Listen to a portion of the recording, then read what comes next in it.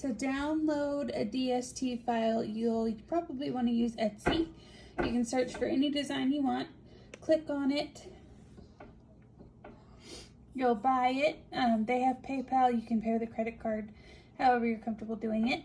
After you've purchased it, you'll go up here to your little account, purchases and reviews, download files. So I'm just going to download one I've already got. Click on download over here.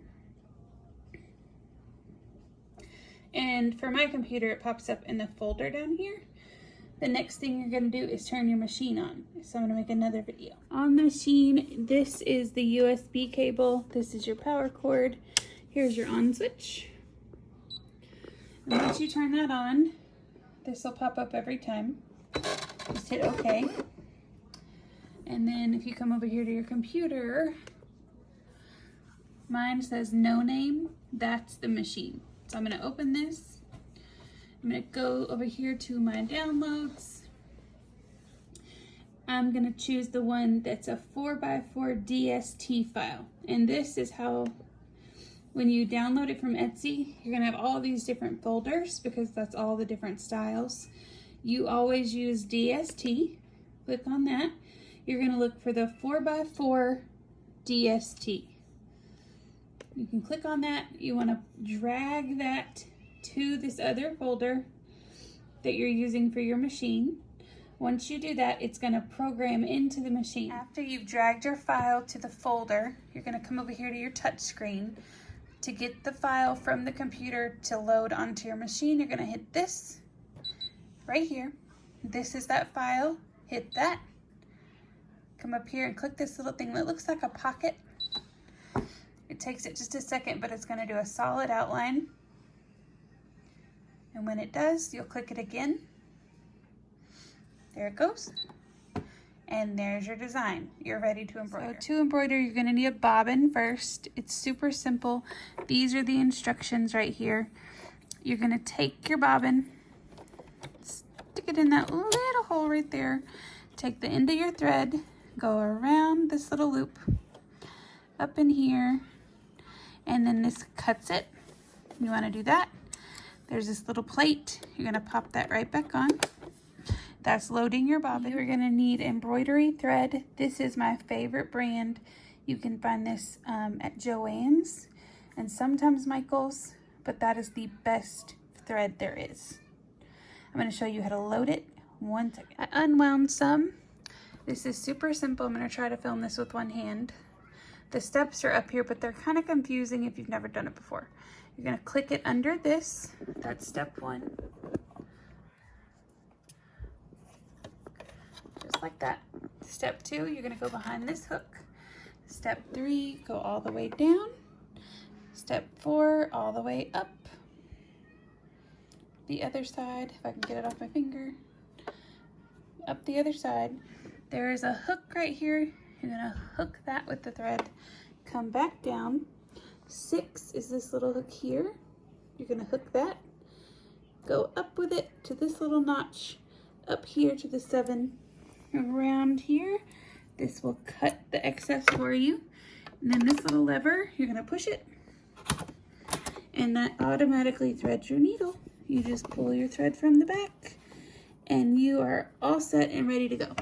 You're going to have to do that every time you want to change your thread. While we're looking at files, some of your designs will have the files in these folders. Others will be a separate file completely. You want to download it because it is an outline of step-by-step how to do it. I'm going to show you an example. Like this design right here. It shows you each of the thread colors that you're going to need step by step so you know when to change. The machine does a pretty good job of showing you the picture, but sometimes when they're little bitty like eyes, you don't know what it is. When you embroider, you're going to want a backing. This is tearaway. This is the easiest to work with.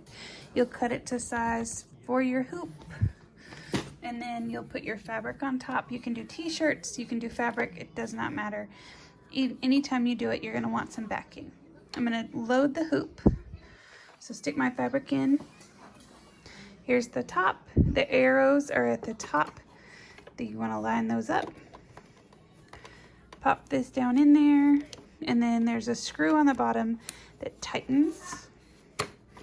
So you'll want to make sure you tighten it. And before you tighten it all the way, you want to make sure your fabric is pulled nice and snug, not tight because your stitching will mess up, but snug. Once you've got your fabric in your hoop, you're going to load it into the machine. It needs to go under your needle, just like this. And then over here on the side, your little hooks are going to pop right in there. And there you go. Thread is loaded, bobbin's loaded, hoop is loaded. You need to put your foot down, and then your light's going to turn green. It'll go step by step. It'll give you time after each step to change your thread color and trim away fabric if you want to use that for an applique. Let's do that actually. Hold on. To do an applique, you would just lay down your piece of fabric, then hit your green button. If you were just embroidering, you just go ahead and do your green button. Step by step, you would just change your thread. With an applique, it's a little more of a process.